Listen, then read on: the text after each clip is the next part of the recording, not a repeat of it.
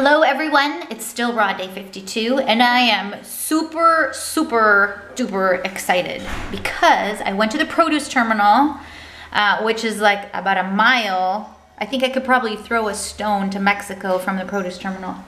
And hi Tyler. And I was able to find all this wonderful, come in here, you gotta be in my video, so. Papayas, incredible, wonderful, huge, beautiful papayas.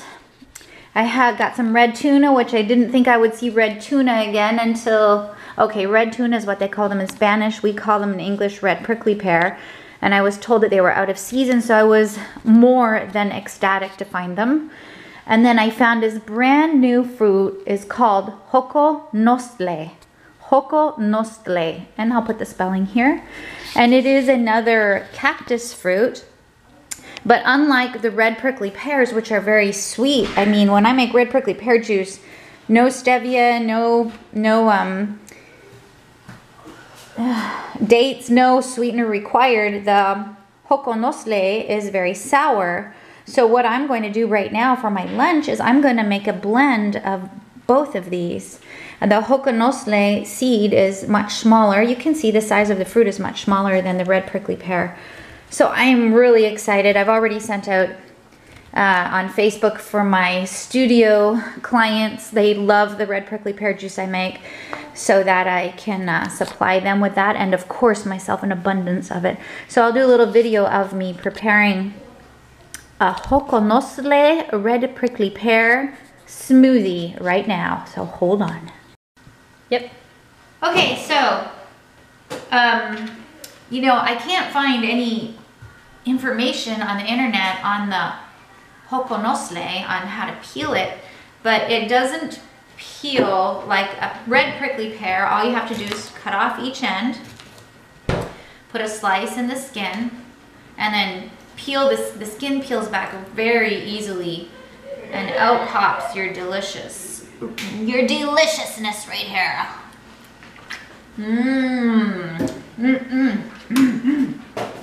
I think red prickly pear is my favorite all-time fruit. I've come to that conclusion. I get so excited when I can find it that I must have some emotional connection to it. So the Xoconostle, you can't cut off the end of it and peel back the fruit or peel back the skin as easily. It just doesn't work.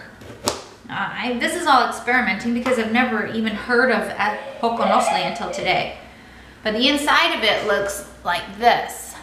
So you can see there's a lot of fleshy part around the seeds, which are clumped in the middle, not like the prickly pear where the seeds are dispersed throughout the flesh. So what I'm going to do with this is I'm just going to throw it in like that. I cleaned it off. I washed it already, but I'm just going to throw it in, skin and all. And I know it is a very bitter fruit, so I think I have 1, 2, 3, 4, I think I have 5. And I'm just, since it's my first time using Xoconostle, I'll just start with that. And then I'll fill up my blender with the rest with the red prickly pear. All done. Now to blend it. Now I'm not even going to add any water. I'm just going to put the lid on my wonderful Vitamix. And I'm going to blend it up.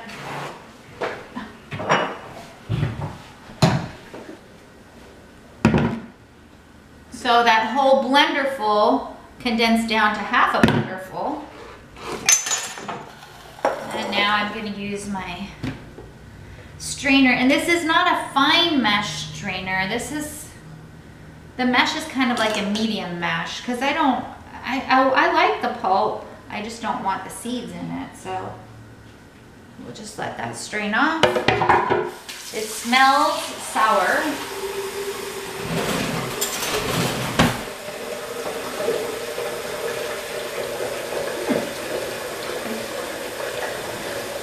It tastes good. It tastes a little bit more sour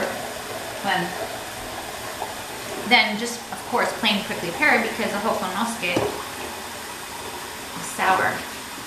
Probably next time I would put in maybe two less of what I put in. I think I put in 5. I would probably put in a little less of it. Or if you just want to make a whole shake out of coconostlay, you could make a whole shake out of it, but you would have to add a sweetener. Now I do know that they, you can candy it, which of course I wouldn't do. You can cook with it, you can make it, you can use it to make some salsas, which I might do, make some raw salsa with it. It might be a good addition to a salad, some bitterness in a salad or some sourness. It might be also pretty good in a salad dressing. So I have a lot of it, I have 40 pounds of it. So I might have to share the love with other people. And this is looking pretty yummy. I like to just shake it up, get all the juice out of it. My dollar store strainer. It's a plastic one, it's not a metal one. Look at all the seed that's in there.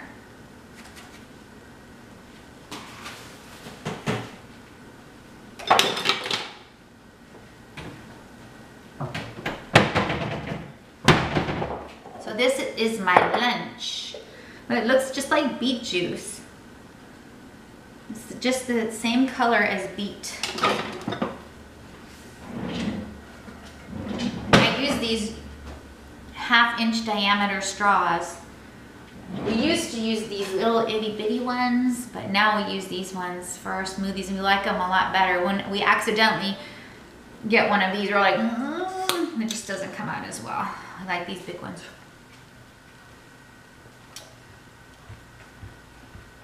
It's good, but the change I would make next time is to add a little bit of stevia. I might add a little bit of stevia to this smoothie or some date. And I would cut back on the coconostlay. So anyway, I hope you enjoyed this video as much as I enjoyed making it, and I'm super excited about eating my papaya for dinner and sharing all this wonderful fruit with everybody. So bye. So I wanna wrap up my video on the Xoconostle cactus fruit. It was fun to try. It was something different, something we'd never seen. But I really didn't care that much for it that I would buy it again. It was too sour. Couldn't really do much to it. I didn't enjoy it in the smoothies. It was too hard to peel. It was too small, too time consuming. So we're gonna stick to the big prickly pears instead of the little tiny coconostle. Even though I didn't particularly care for it, some of my clients did really like it, and so what I did is I ended up putting them in gallon bags and selling them in the studio to my clients. And some of my clients that were raised in Mexico recognized it and knew what to do with it. So my mother-in-law was going to put it in a soup. Another client is going to make a hot sauce out of it, or a salsa. One of my clients put it in her juicer, and so some of them were happy to have it. So that was interesting, fun to try. But tomorrow comes the durian. So tomorrow we will be cutting this baby open and tasting that for the first time. So check out for that video. Bye guys.